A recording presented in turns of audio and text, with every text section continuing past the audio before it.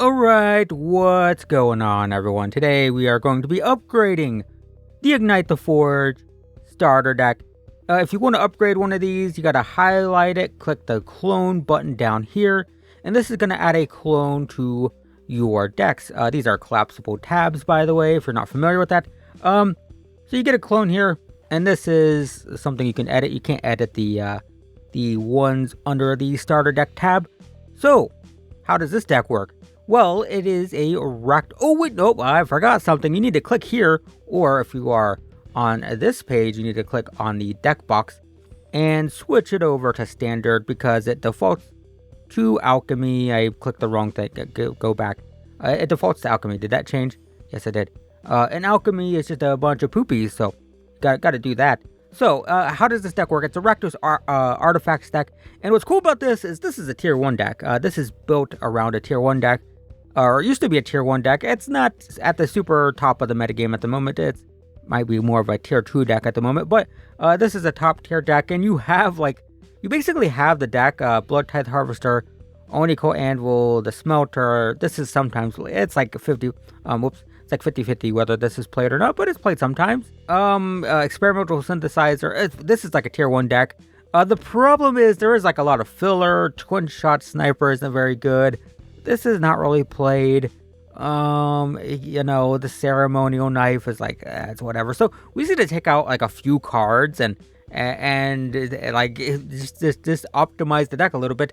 This is very straightforward. So let's start by taking out this Voldaren Bloodcaster. This is a very, very good card in Rakdos Vampires, and Rakdos Vampires does still sometimes play this Onico Anvil, but this is an artifact deck, so I just want to take this out and add a Blood Tithe Harvester instead. We typically play 4 of these in these decks because it turns and makes a blood token, which is an artifact, and the artifact has a sacrifice ability, which is what this deck is trying to do, is sacrifice artifacts, because Onico Anvil will make 1/1 tokens when we sacrifice artifacts. So, yeah, that's pretty good.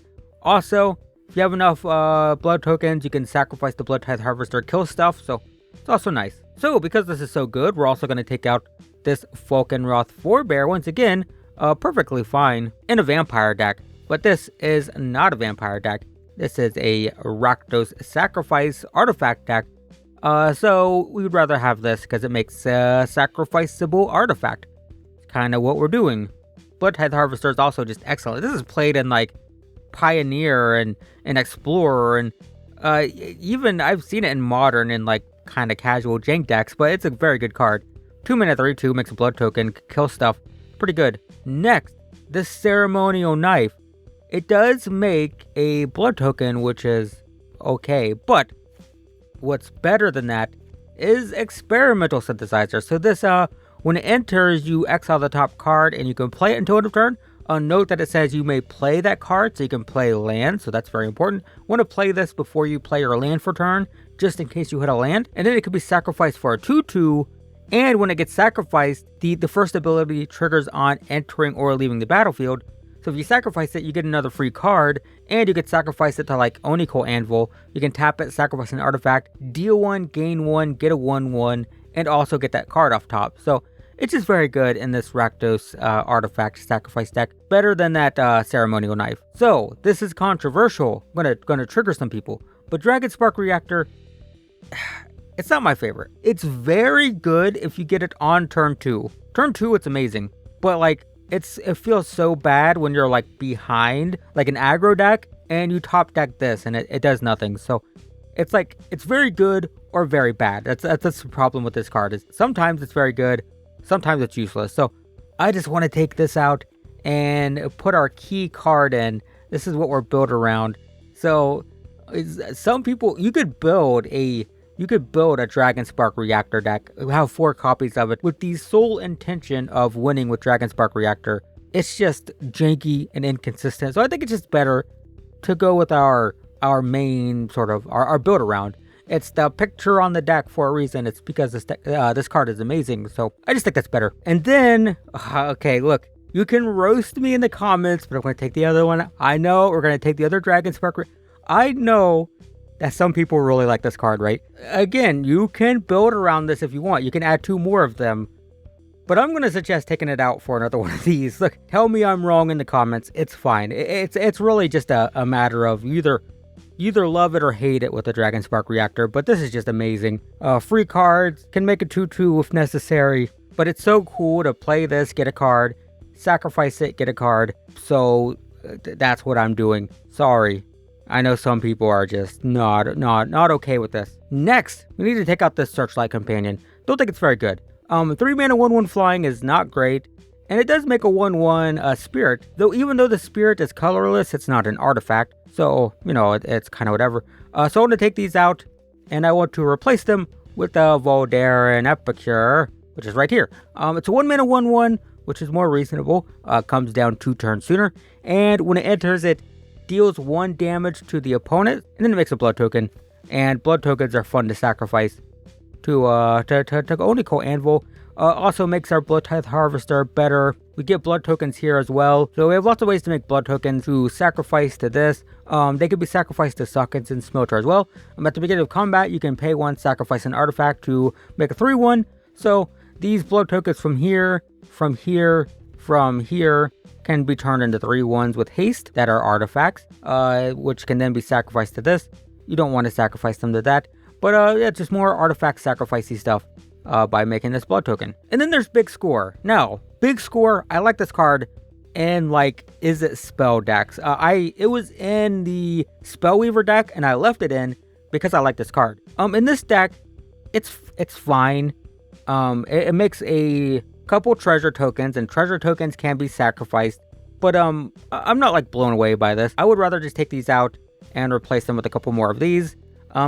This deck is, as you can see, we're focusing on this low-end stuff, because that's what this deck is all about. It's about getting all these grindy value-based cards, and it tends to grind value by sacrificing blood tokens to make 1/1s, to make 3/1s, and it usually wins by gassing the opponent out. The opponent will run out of cards faster because we're we're drawing so much, we're filtering so much, we're making all these free tokens out of thin air, right? So that's the idea. So Big Score is cool, but not perfect for this deck. And then I have a few rares. I will say, if you want to, on a budget, you can take these out here and put a couple more Circuit Menders in. Could also take them out for a couple more Voltage Surges. These are pretty good. Could also take them out for a couple more Infernal Grasp. These are pretty good too. So I would definitely recommend taking these out on a budget. Personally, I would probably do 1 Circuit Mender, 1 Voltage Surge if it was my deck. But we have some rares that are good for this deck, namely Fable. Fable of the Mirror Breaker. So it's an enchantment. When it enters, it makes a 2/2 Goblin.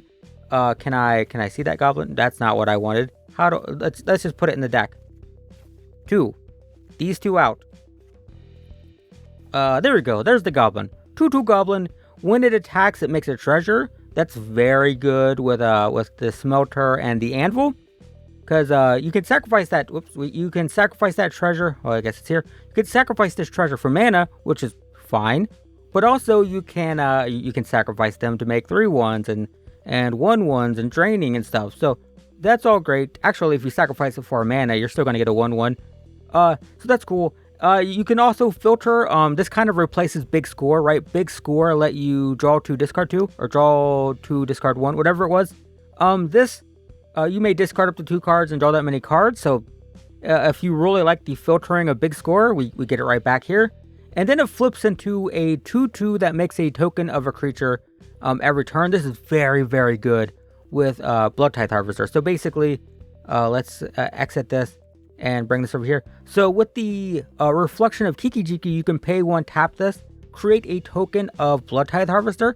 When that token enters, you get a blood token, and the token only lasts for a turn, and then you have to sacrifice it. But what's cool about this is you can make a token of Blood Tithe Harvester, then just sacrifice it to give a creature -X/-X, right? So that's very good. You can also make tokens of Atsushi, which is also very cool. You can make tokens of this, which will gain life when it enters, draw a card when it dies. You can make tokens of this, make the opponent discard. You can make tokens of this, deal a damage, create a blood token. So a lot of our creatures just they have all these enter the battlefield effects.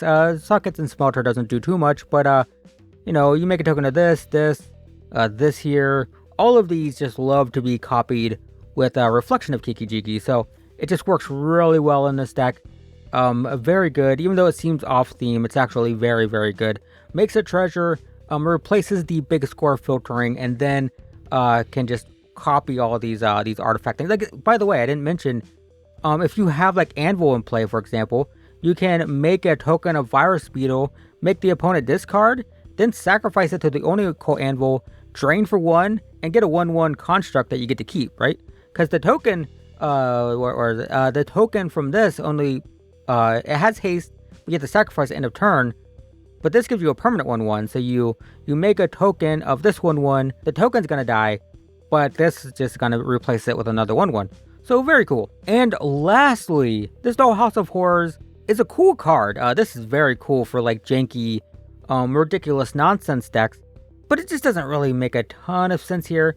I just want to take this out and replace it with another one of these Sushis. I think these are pretty good for this deck. It's 4 mana, 4/4 flying trample. When it dies, you make 3 treasure tokens. 3 treasures is a lot. You can also exile the top 2 cards and get a couple free cards. So it's just very good. Not typically played in these decks, but I think it's good enough to add. And I would say that's pretty close to being like just flat out done. Technically, like Scrap Welder isn't normally played in this deck. You could take this out for another Fable, go up to 3 Fables. Professional Face Breaker is like very sort of, it's like some decks play it, some decks don't. It's not like 100%. So in theory, you could take this out for, I don't know, maybe a 4th Mirror Breaker, maybe another Smelter. I don't know if that's 100% necessary. I think this is kind of fine.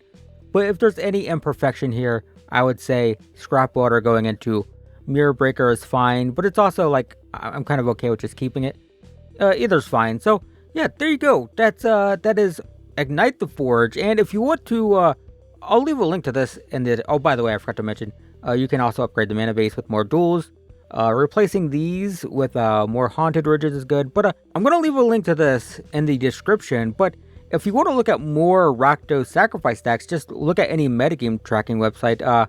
This is a tier 1 deck. You can find lots of different builds of this deck. Oniko Anvil is very popular in Standard.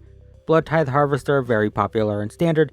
So yeah, this deck is just a tier 1 deck. It exists already. So you can find plenty of resources and deck lists and stuff if you want to play around with it. But that's my upgrade guide. You can copy and paste it. Again, link in the description. So go check that out. But hopefully that helps. We only spent, technically 3, 1 mythic, 2 rares if you crafted these. And this is just much better, I think, in my opinion. So yep, hopefully that helps. Thanks for watching, and I will see you in the next one.